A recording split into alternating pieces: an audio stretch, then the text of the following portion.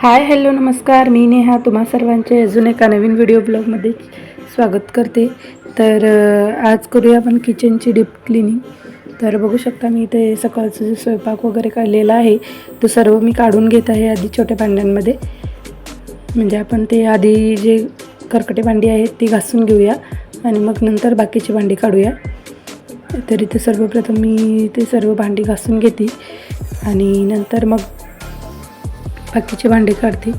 तर इथं कितीही साफ केलं आणि काहीही झालं ना तरी धूळ भरपूर येते. इथे सध्या घरं नाही आहेत ना, तर खूप सारी धूळ येते. किचनची खिडकी कंटिन्यू उघडी असती, त्यातून खूप सारी धूळ येते. तर कितीही साफ करा काही करा धूळ परत होतेच. तर इथे बघू शकता मी जाळी भांडे ठेवून ते भांडी खाली काढून घेते आहे. बेडशीट टाकलेलं आहे मी खाली, त्यावर भांडे काढून घेते.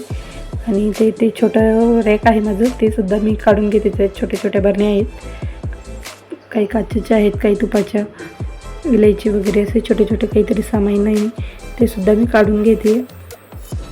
आणि ते छोटे छोटे आहेत तर मी घासल्या होत्या आत्ताच, तर मी फक्त ओल्या कपड्याने पुसून घेणार आहे त्यांना. आणि ते छोटं रॅक मी घासून घेणार आहे.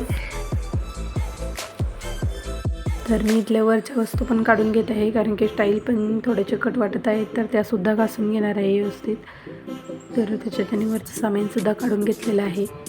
आणि ते बरणी आहे ती थोडी चिकट लागत होती म्हणून तिला मी घासून घेतलं थोडंसं वरून. त्याच्यात मध आहे तर ते काढलं कशात काढून ठेवणार म्हणून मग तसंच वरतून घासून घेतलं आणि बाकीच्या पुसून घेत आहे.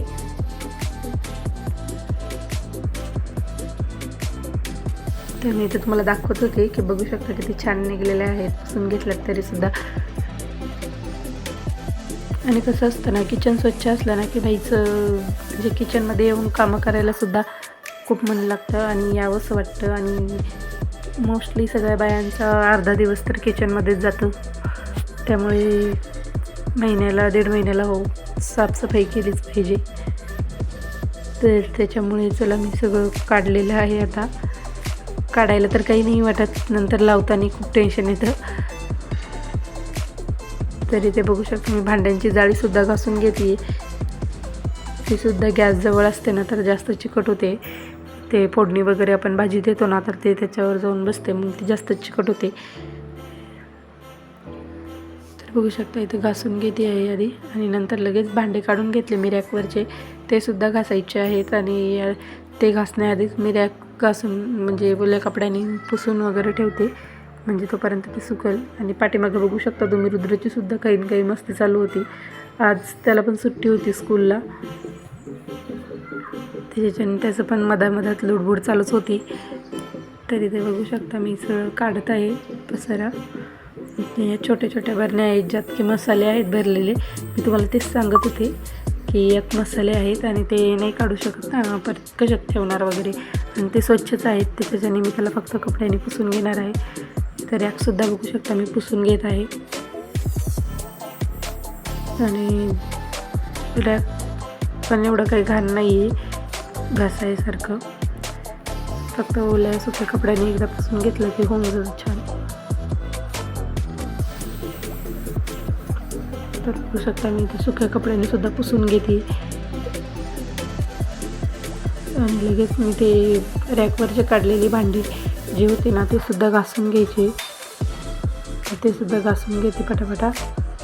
आणि इथं रुद्राचं काहीतरी चाललं होतं, काहीतरी विचारत होता तो. त्या काहीतरी चालूच असतं त्याचं, मम्मी काही करत असले की मधात नाही आपलं, ते प्रत्येक मुलांचंच असतं. काही करायला लागलं की मधात यायचं आपलं, मम्मी मी हे करू का ते करू का मदत करू का, असं त्याचं चाललं होतं काहीतरी. तर मी त्याला म्हटलं नाही तू जा TV बघ. तरी ते मी सगळे आधी काचेचे भांडे धुवून घेतलेले आहे आणि नंतर सर्व भांडे धुवून ठेवून देते. आणि मग नंतर खाली काढून घेते बेडशीटावर, म्हणजे लवकर भांडी वाळते. आणि ते भांडी झाल्यावर लगेच मी वरती सोडून खिडकी आणि वरच्या स्टाईलसुद्धा घासून घेते, कारण की खिडकी पण धूळ येते ना तर खूप घाण होते. तर खिडकी आणि वरच्या स्टाईल दोन्हीसुद्धा घासून छान पाणी मारून घेते. आणि ते ब्रशनी घासणीने खिडकी निघत नाही ती, मग मी ब्रश आणायला जाते आणि ब्रशने घासून बघते तर ब्रशने छान निघते खिडकी. तर इथे ब्रशने छान खिडकी घासून त्यावर पाणी टाकून घेते आणि लगेच सगळंच वरचं सर्व घासून घेतल्यावर खाली उतरून खालची सुद्धा स्टाईल्स व्यवस्थित घासून घेते, नळसुद्धा घासून घेते, म्हणजे जेणेकरून परत हे होणार नाही. सगळं व्यवस्थित घासून घेतलं आणि ते गॅसच्या वरती बघू शकता तुम्ही प्लेट टाकलेले आहेत, म्हणजे त्यात पाणी जाऊ नये म्हणून, कारण की आपण वरचं स्टाईल वगैरे धुताना गॅसवर पाणी उडू शकतो ना, म्हणून ते टाकून प्लेट ठेवल्या की त्याच्यात पाणी जात नाही गॅसच्या ह्याच्यात, आणि बर्नर ओले झाले की लवकर गॅस चालू होत नाही, त्यामुळे मग त्याच्यावर प्लेट टाकून ठेवलेले आहेत. आणि ते मी ते स्टीलचं टोपलंसुद्धा घासून घेतलेलं आहे आणि सोबतच गॅस बटा व्यवस्थित पुसून वगैरे छान घासून पुसून ठेवते. आणि मग नंतर खाली बसून त्या बरण्या आपले छोटे आहेत ना, त्या सगळ्याच व्यवस्थित कपड्याने पुसून घेते, कारण की त्या मी घासलेल्या होत्याच, फक्त पुसायच्या होत्या, एवढ्या काही घाण नव्हत्या. पण मी तुम्हाला म्हटले आहे ना, खिडकी आमची कंटिन्यू उघडी असते आणि खिडकीच्या समोरच ते रॅक आहे लावलेलं, तर ते एकदम त्याच्यावरच येऊन बसते धूळ डायरेक्ट. तर इथे बघू शकता. आणि खाली किचन वाट्याचा कडप्पासुद्धा करेल आहे मी, तर त्याच्यावर काही गावाकडचे लोणची वगैरे भरण्या मोठ्या त्या मी तिथे ठेवते. आणि तिथे एक्स्ट्राचं काही सामान, इडलीचं भांडं वगैरे ते तिथंच ठेवून देत असते. आणि हे लोणच्याची बरणी मी चेक करत होते की कुठं खराब वगैरे तर नाही ना झाल्या, आणि छान हलवून परत जागच्या जागी व्यवस्थित पुसून ठेवून दिलेले आहेत. मसाल्याचा डब्बा, चपातीचा डब्बा आणि काही दुसरं सामान एक्स्ट्राचं, तर ते सर्व ठेवून झाल्यानंतर मी लगेच इथे रॅकवर भांडे सुकले होते, तर रॅकवर सगळी भांडी लावून घेते व्यवस्थित माझ्या पद्धतीने, जसे हे पाहिजे तसे. तर इथे लावून घेतलेले आहेत, मी लावते हे सर्व भांडे. आणि सोबतच रुद्राचं चालू होतं मस्ती, येतो आहे मधात काहीतरी बोलत होता तो आणि परत जाऊन बसत होता. आणि मी इकडे हे करत असताना त्याने ना होमवर्क स्कूलचं त्याचं पान फाडलं होतं, ते त्याचं तेच सांगणं चालू होतं. तर जाऊ द्या, मुलांचं चालूच असतं. तर इथे बघू शकता मी हे सुद्धा करत होते, रॅक जे काढले होते ते लावून घेतले व्यवस्थित, आणि त्यात होते तसे परत डबे लावून दिलेत.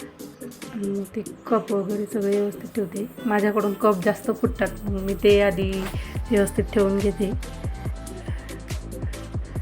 तर इथे हे बघू शकता हळूहळू ठेवून घेते, रुद्राचं चालूच आहे मधात मस्ती. तर इथे व्यवस्थित साखरचा, मिठाचा आणि किटली चहाची ते घासले नव्हते, तेलाची किटली ते घासायला नव्हतं, तर मग ते व्यवस्थित पुसून ठेवून देत आहे जाग्यावर. जे घासलेले नाही आहे त्याला व्यवस्थित पुसून ओल्या सुक्या कपड्याने ठेवून देते, म्हणजे ते जास्त हे होणार नाही.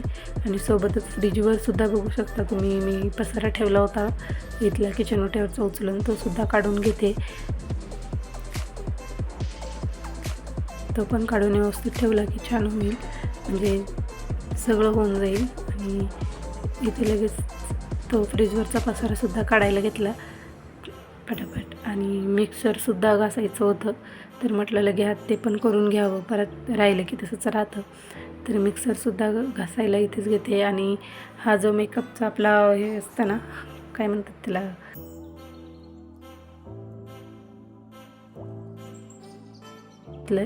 त्याआधी मी फ्रीजवरचं सगळं कापड व्यवस्थित पुसून, फ्रीज व्यवस्थित पुसून घेते बाहेरून, आतून तर स्वच्छ आहेच. तर इथे पुसून घेतलं आहे व्यवस्थित. आधी मिक्सर घासून घेते मी सुक्या घासणीने, ओली घासणी नाही घ्यायची, नाहीतर मिक्सर खराब होईल. तरी मी ते सुक्या घासणीने घासून घेत आहे नुसते कोरड्या, आणि नंतर ओल्या कपड्याने पुसून घेतलेलं आहे. आणि परत व्यवस्थित पुसून झाल्यावर परत जागच्या जागी ठेवून देते. आणि मी तुम्हाला दाखवत होती की माझं मिक्सर घासून झालेलं आहे, आणि नंतर लक्षात आलं की आपण खालचा भाग पुसलेला नाही आहे, तर मी तो पुसून घेते